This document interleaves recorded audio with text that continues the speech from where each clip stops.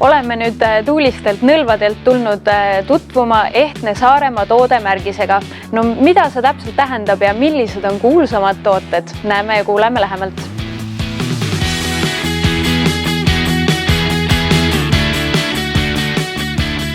Tegemist on piirkondliku märgisega, mis koondab enda alla Saaremaa erinevad tootjad. Söögitegijad, joogitegijad, looduskosmeetika valmistajad ja erinevad käsitöölised. Ja see märk on siis kinnitus ostjatele, et see toode on päriselt Saare maakonnas valmistatud.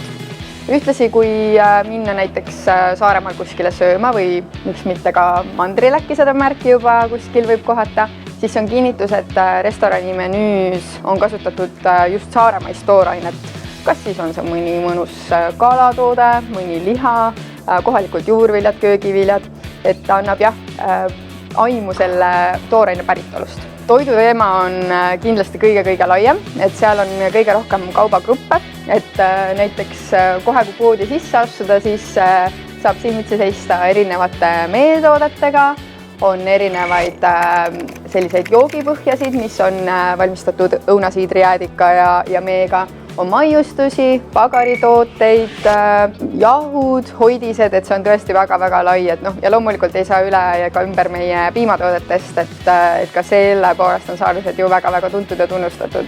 Ja kõik Saaremaa headused, meie taimed, ürdid, veitikad ja muidugi teadmised on pandud siis väga kirevasse valikusse erinevatesse purkidesse ja pudelitesse kokku, et siit leiab nii käsitöö seepe, erinevaid kehakoorijaid, kas või käsi puhastavaid spreisid.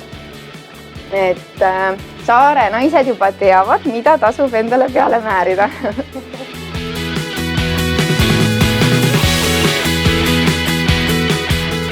Kes tahab aga tootjate ja toodetega lähemalt tutvust teha, sellel tasub tulla Saaremaa turupäevadele, sest kõik on seal kohal.